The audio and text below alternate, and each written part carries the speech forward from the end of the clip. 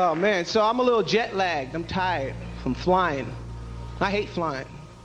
How many people here like to fly? See? Ain't no black people clapping. In the vibrant tapestry of American television history, few names radiate as brilliantly as the Wayans family, celebrated for their comedic excellence and significant contributions to the entertainment realm. Shawn Wayans, a prominent figure among the siblings, has become a household name, thanks to his involvement in a cornerstone sitcom of 90s television. Despite the enduring laughter and unforgettable moments associated with his career, there exist speculations and rumors about Shawn Wayans that may not be widely known, including alleged allegations regarding his sex orientation and apparent expressions of support for Bill Cosby. Shawn Wayans, endowed with exceptional acting skills from an early age, swiftly ascended to popularity upon entering the entertainment industry. His notable roles in productions such as Scary Movie and In Living Color garnered him a substantial fan base. However, the trajectory of his public image took a turn when speculation about his sex orientation arose due to a character he portrayed in Scary Movie. The ensuing controversy stemmed from the misinterpretation of his role as Ray, a character that, although not explicitly gay, conveyed certain nuances that led to unfounded assumptions about his sex orientation. Regrettably, this experience reflects a common occurrence in the lives of celebrities who, after portraying characters with perceived LGBTQ+ traits, often face unwarranted scrutiny and conjecture about their personal lives. Does this shirt make me look gay? No, man. What about now? I like that look. In the film, Shawn Wayans portrayed his character with authenticity, and the narrative took an interesting turn in two specific scenes. In one instance, his character, Ray, queried a friend at school about his appearance in a yellow vest, engaging in a playful exchange that raised questions about his sex orientation. Ray asked his friend in school whether he looked gay in a yellow vest he had worn. The friend said no, he wasn't. Then Shawn held the vest's bottom, twisted it, put it under and then over it, and asked, "What about now?" This particular part popped up questions if Shawn Wayans being gay. Another scene depicted a moment of physical intimacy with his girlfriend, where he suggested she wear a men's costume, further fueling speculation. It is crucial to note, however, that these scenes do not confirm Shawn Wayans' actual sex orientation, as he has not publicly disclosed such information.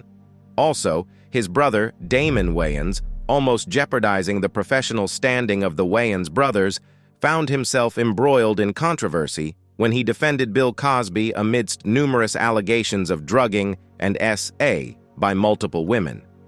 In a 2015 radio interview on Power 105.1, Wayans expressed unconventional opinions on the situation, suggesting that, were he in Cosby's position, he would take certain actions. His remarks included recommendations that Cosby divorce his wife, make financial settlements, and engage in a deposition where he would candidly share his perspective. He said, "I would divorce my wife, wink wink, give her all my money, and then I would go do a deposition. I would light one of them 3-horse cigars. I'd have me some wine and maybe a quality, and I would just go off, because I don't believe that he was R-wording." Wayans further asserted his disbelief in Cosby's guilt, implying that the accusers were motivated by financial gain and resentment over perceived personal slights. This commentary drew considerable criticism and was perceived as potentially damaging to the Wayans brothers' professional standing within the entertainment industry. Now, let's delve into the life of this talented actor and explore the reasons behind his widespread admiration in the industry. Born on January 19, 1971, in New York City, New York, Shawn Mathis Wayans is the 9th child among 10 siblings born to Elvira and Howell Wayans. Shawn's environment was a cauldron of creativity. His household resonated with laughter, not only as a coping mechanism, but as a serious craft. Early exposure to the comedy world wasn't just a pastime. It was an education. His intrinsic funny bone started tickling the world when he was just a teenager. Though his journey began under the wing of his accomplished siblings, the world soon realized he was a force unto himself. Growing up in the Fulton housing projects in Manhattan, he attended the Bay at Ruston High School for the Humanities, completing his education in 1989. Reflecting on his early life, Shawn fondly recalls a significant moment when Eddie Murphy visited their home, symbolizing recognition for his brother's achievements. During this encounter, a young Shawn and Marlon playfully teased Eddie about his lavish leather pants, only to realize that the cost of those pants exceeded the value of everything in the Wayans household at that time. Guided by his older brother Keenen Ivory Wayans, Shawn made his debut on-screen appearance in the 1988 film I'm Gonna Get You, Sucker. This project, led by Keenen Ivory Wayans, who served as the star and writer, also marked Keenan's directorial debut. In this cinematic introduction, Shawn assumed a modest role as a pedestrian, laying the groundwork for a career that would intricately weave through the fabric of the entertainment industry. Embarking on his comedic journey, Shawn Wayans immersed himself in stand-up comedy at the age of 17. Acknowledging that he had veered off course during high school and faced the prospect of a delayed graduation, he contemplated dropping out. However, it was his brother Keenen who intervened, persuading him to persevere. Reflecting on this pivotal moment during an interview on the Champs podcast in 2012, Shawn recounted Keenan's advice, underscoring the importance of completing high school for broader life achievements. Following his graduation, Shawn expeditiously joined his older siblings on the Fox sketch comedy series In Living Color. While still a teenager, Keenen hinted at an opportunity, propelling Shawn into the realm of entertainment. At the age of 19, Shawn took on the role of a production assistant for the show's pilot episode. Soon thereafter, he showcased his musical talents as an in-house DJ, adopting the moniker SW1 for the first 2 seasons. His trajectory within the show expanded as he seamlessly integrated into the writing program and emerged as a featured performer. Collaborating with family members such as Dwayne, Keenen, Damon, Marlon, and sister Kim, Shawn left an indelible mark on the series. One of Shawn Wayans' notable contributions on In Living Color included a memorable sketch where he adeptly impersonated the character J.J. Evans from Good Times. Shedding light on Shawn's evolution as DJ SW1 on the show, Marlon Wayans, the youngest among the Wayans siblings, provided insights during a candid revelation on the 2019 episode of the podcast Drink Champs. Recounting the past, Marlon humorously likened Shawn to the Milli Vanilli of DJing, playfully emphasizing his initial approach to the role as one of mimicry. However, Marlon also underscored Shawn's transformation, highlighting that he has now truly embraced the art of being a DJ. Shawn's tenure on In Living Color spanned from 1990 to 1993, a period marked by significant shifts. When Keenen, the elder Wayans, chose to exit the show in protest against Fox for airing unauthorized repeats, contractual obligations compelled Shawn and his sister Kim to remain. Expressing their collective discontent, Shawn Wayans and fellow cast members exhibited their dissatisfaction by wearing black shades and abstaining from participating in Jamie Foxx's Christmas numbers during the first episode following Keenan's departure from In Living Color. In the midst of this tumultuous period, as Marlon filmed Above the Rim, Shawn, showcasing his versatile talents, took on the task of creating the initial draft of Don't Be a Menace. Collaborating with Marlon on subsequent revisions, they presented the completed draft to Keenen. Keenen then entrusted them with refining the script through over 30 iterations. In a candid revelation, Shawn Wayans unveiled the challenges they encountered in finding a studio willing to undertake the edgy comedy. Despite initial reluctance from studios, Island Pictures eventually emerged as the platform to bring their creative vision to life. In a revealing 2012 interview with Neil Brennan and Moshe Kasher, Shawn Wayans openly discussed the challenges faced during the making of Don't Be a Menace to South Central while drinking your juice in the hood. Expressing dissatisfaction, Shawn asserted that the director deviated from their vision, a sentiment shared by Marlon. During the same interview, Shawn Wayans acknowledged director Paris Barclay's acclaimed background in primetime dramas, boasting 2 Emmy wins. However, Marlon cautioned that Barclay should steer clear of comedy, specifically referencing the turbulent year 1996. Despite the film's tumultuous production, Don't Be a Menace emerged as a noteworthy spoof, capitalizing on the popularity of black coming-of-age hood movies from the 90s.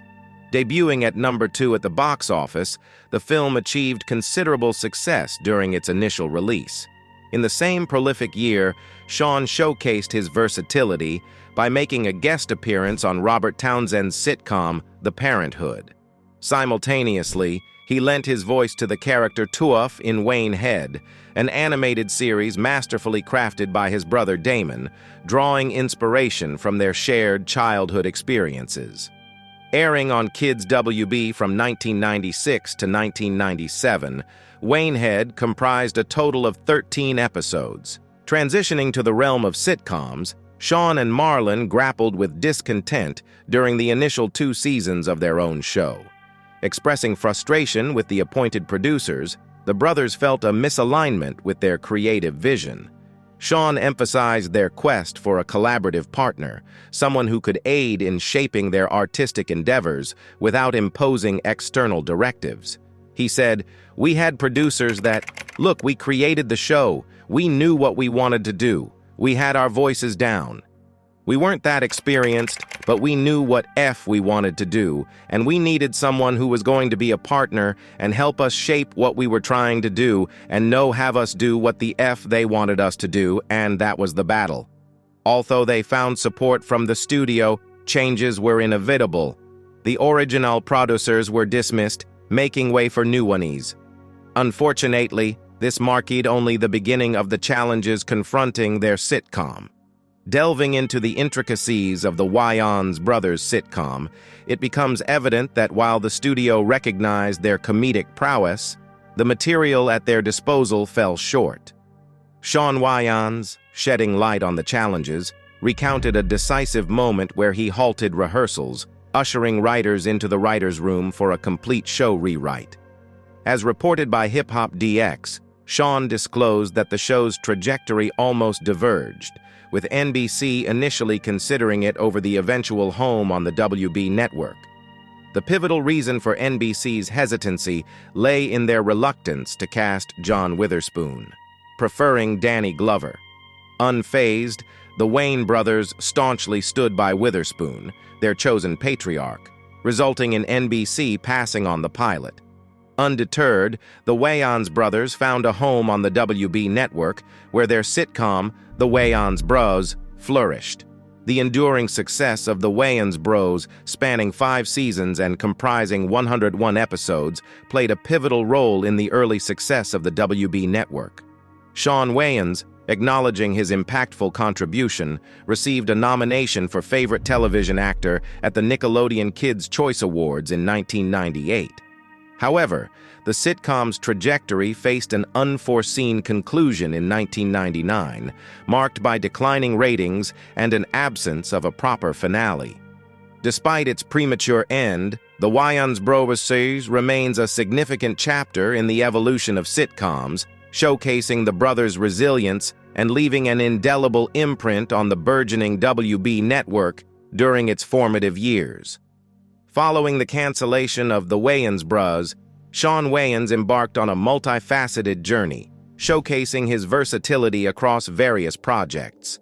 His post-sitcom endeavors included an appearance in the animated series Happily Ever After, Fairy Tales for Every Child, involvement in the action thriller New Blood, and participation in the documentary Open Mic.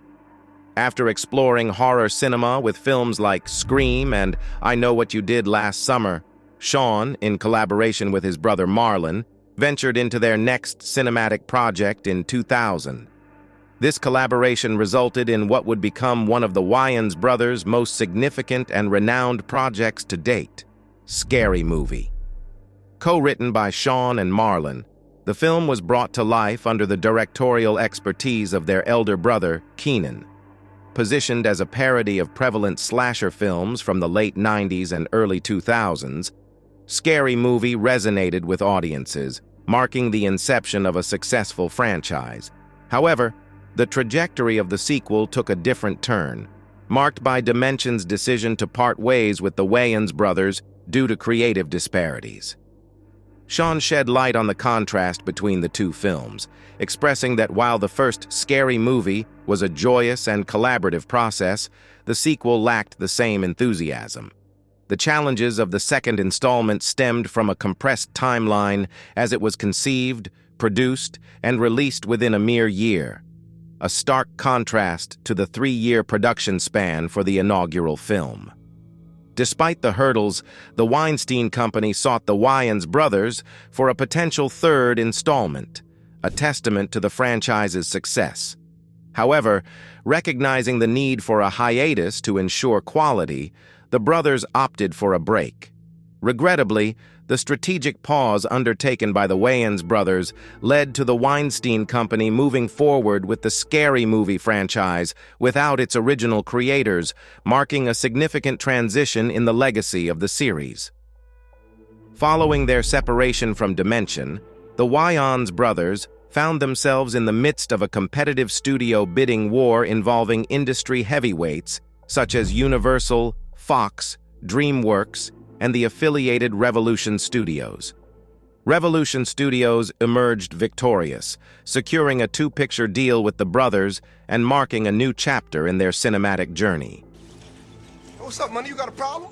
What you looking at? Nah, yo, hold my poodle. The first film under this agreement materialized as White Chicks, a comedic extravaganza where Shawn and Marlon assumed the roles of FBI agents undercover as hotel heiresses to thwart a kidnapping plot aimed at protecting unsuspecting sisters. Despite initial mixed reviews, White Chicks has earned its place in cinematic lore as a cult classic. Produced on a budget of $37 million, the film's global box office earnings exceeded expectations, surpassing the $113 million mark. Despite its financial success, White Chicks faced a challenging critical reception, resulting in 5 Razzie Award nominations, including the undesirable title of Worst Picture. Their subsequent collaboration with Revolution, the 2006 film Little Man, featured Shawn Wayans in the lead role of a married man unknowingly harboring a supposed child who unveils himself as an undercover jewel thief.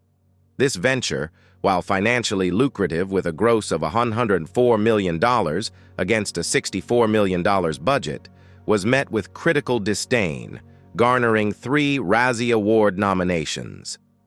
Little Man showcased the Wayans brothers navigating the complex terrain of audience and critical reception, demonstrating that even in the face of financial success, cinematic endeavors could be subject to varied interpretations and judgments.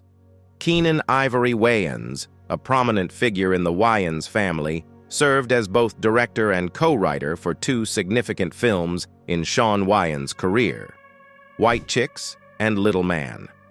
Shawn's cinematic journey also featured a notable cameo in the 2009 film Dance Flick, directed by his nephew, Damon Dante Wayans. This spoof film humorously poked fun at popular dance movies such as You Got Served, Stomp the Yard, and classics like Save the Last Dance, Step Up, Footloose, and Dirty Dancing. Despite its comedic intent, the film, reminiscent of other Wayans productions, received mixed critical reviews but managed to gross $32 million at the box office against its $25 million production cost.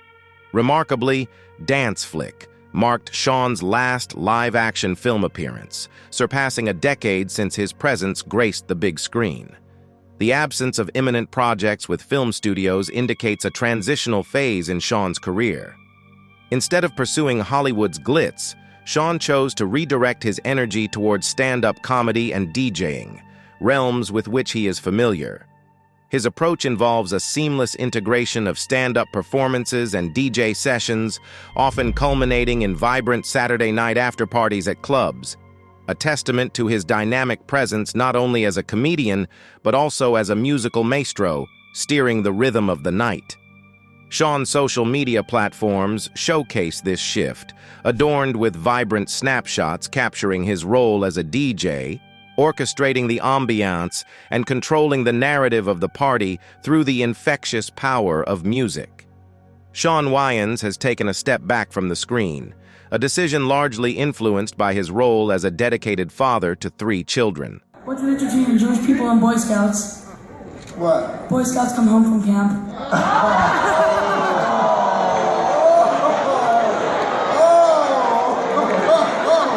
This hiatus from the entertainment spotlight, grounded in familial commitments, demonstrated Shawn's prioritization of personal life over professional pursuits. However, in 2014, fans were treated to a rare spectacle as Shawn, alongside his brothers Marlon, Keenan, and Damon, united for a memorable stand-up comedy tour. This reunion marked the first time audiences witnessed all 4 brothers sharing the comedic stage since their impactful run on In Living Color. The challenges inherent in coordinating such a tour were not in crafting jokes, but in the intricate task of aligning the divergent lives of the 4 siblings. With each brother residing in distinct geographical locations and leading unique lives, achieving synchronization presented a formidable task. The complexities of coordinating their schedules and commitments underscored the rarity of this reunion. Fortunately for fans, the stars aligned, and the Wayans brothers overcame these logistical hurdles, gracing audiences with a collective display of their wit and humor. The initial concept of the tour promised a blend of sketches and stand-up, generating anticipation that some cherished In Living Color characters might make a triumphant return. However, in a 2013 interview preceding the tour launch, Keenan dispelled these speculations. Instead, he expressed a preference for exploring new creative avenues, showcasing the brothers' commitment to innovation over relying on past successes. In 2017, as the sitcom Marlon prepared for its premiere, Shawn Wayans, reflecting on the profound chemistry he shared with his brothers, expressed a desire for future collaborations. His sentiment resonated with a deep connection, describing the bond with his brother Marlon as akin to Bugs Bunny and Daffy Duck, a testament to the enduring camaraderie among the Wayans siblings. While focusing on nurturing Marlon's endeavors, Shawn remained open to joint projects, emphasizing adaptability to the desires of the Wayans brothers, collectively or individually. The year 2019 marked a significant chapter in Shawn Wayans' career as he embarked on the off-color stand-up comedy tour alongside former castmates Keenan, Tommy Davidson, and David Alan Grier. This venture showcased Shawn's continued commitment to stand-up comedy, a facet of his artistic repertoire that gained prominence over the years. The tour not only highlighted the enduring camaraderie among the In Living Color alums, but also underscored their collective ability to bring laughter to audiences simultaneously. Shawn Wayans' involvement in the production of the Boo Crew demonstrated his multifaceted contributions to the entertainment landscape. Initially comprising 2 specials in 2006, this live show, curated by Shawn, transitioned to the stage in 2019. This adaptation showcased Shawn's influence not only in stand-up, but also in the production realm, highlighting a comprehensive engagement with the creative process. Commencing in 2021, Shawn Wayans announced a stand-up comedy tour spanning states such as Texas, Oklahoma, Florida, Illinois, New York, and California. Fast forward to late 2023, where we find him unwinding at his residence in Los Angeles, California. Acquired in 2005 for a sum of $2 million, this property spans an expansive 9 acres, boasting a grand total of 15 rooms, including 6 bedrooms, 5 bathrooms, 3 dining rooms, and a spacious living room. The exterior of this opulent abode is adorned with lush shade trees, creating a serene and private atmosphere. The pool area, an epitome of luxury, complements the overall grandeur of the residence. Impressively, Shawn's estate extends beyond the typical celebrity dwelling, featuring not only the usual trappings of fame, but also a stable for 3 horses and beehives. As depicted in shared photos, this residence stands as a testament to Shawn Wayans' well-deserved success. Shawn maintains a relatively private life for a man who has spent much of his life in the public eye. He's a father of 3, and much like his own upbringing, values the role of family above all else. Known to be quite health-conscious, Shawn believes in nurturing the mind, body, and soul, perhaps the secret sauce to his success. Not just a star on screen, he's also a star dad, ensuring that his kids grow up with the same ethos and work ethics that the Wayans family is known for. It's not all jokes and scripts for Shawn Wayans. Behind the scenes, he's as astute a businessman as he is a comedian. He's co-authored books, developed apps geared toward children's entertainment, and even dabbled in the fashion industry. These multiple income streams keep him busy and solidify his financial stability. This allows him to focus on his art without monetary distractions. His rise in Hollywood is no laughing matter, with a net worth of $30 million in 2023, according to Wealthy Gorilla. Shawn Wayans is not just another funny face. He's an institution in American comedy, extending the Wayans family legacy while creating his own. His relentless pursuit of comedic excellence, balanced with familial values and smart business acumen, has solidified his position as an entertainment titan. The chuckles, the scripts, the business investments all tell the tale of a man who knew how to turn laughs into a fortune. Overall, the world keeps laughing with him, and he laughs all the way to the bank. The Wayans family exemplifies the strength found in unity. Regardless of personal perceptions, Shawn Wayans has significantly contributed to the family's lasting legacy in the entertainment industry, substantiated by his notable credits. This ensures that Shawn Wayans will be remembered with enduring significance. That's it for this video. Until next time, bye.